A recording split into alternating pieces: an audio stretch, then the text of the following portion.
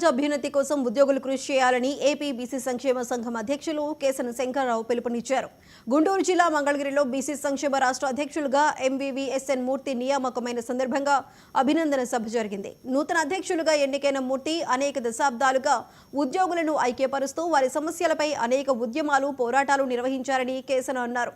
ఈ కార్యక్రమంలో రాష్ట్ర ఉపాధ్యక్షులు శివరాం బాబాజీ, రాష్ట్ర అధికార ప్రతినిధి బాదుగున్నెల శ్రీనివాస్, రాష్ట్ర ఆర్గనైజింగ్ సెక్రటరీ కోల అశోక్, జిల్లా అధ్యక్షులు పారేపల్లి మహేష్, ఉద్యోగ విభాగ రాష్ట్ర వర్కింగ్ ప్రెసిడెంట్ గుంటుపల్లి ఉమామహేశ్వరరావు పలువురు పాల్గొన్నారు.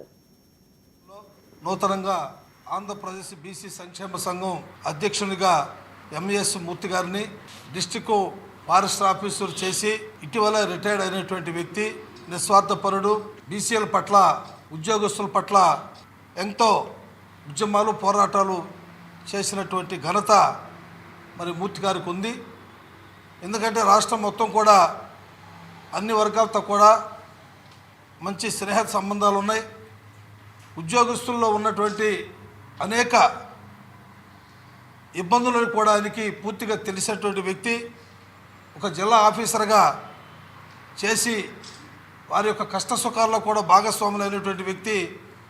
మరి వారు ఈరోజు రాష్ట్ర అధ్యక్షుడిగా బాధ్యతలు తీసుకుని రాష్ట్రం మొత్తం కూడా అన్ని జిల్లాల్లో కూడా పర్యటించి స్థానికంగా ఉన్నటువంటి ఎంప్లాయీస్ సమస్యల మీద పోరాటాలు చేస్తూ వారికి న్యాయం జరిగే విధంగా కృషి చేస్తానని చెప్పని మరి ఆశిస్తూ మరి ఈరోజు వారిని జిల్లా అధ్యక్షుడిగా, రాష్ట్ర అధ్యక్షుడిగా ప్రకటించడం జరిగింది.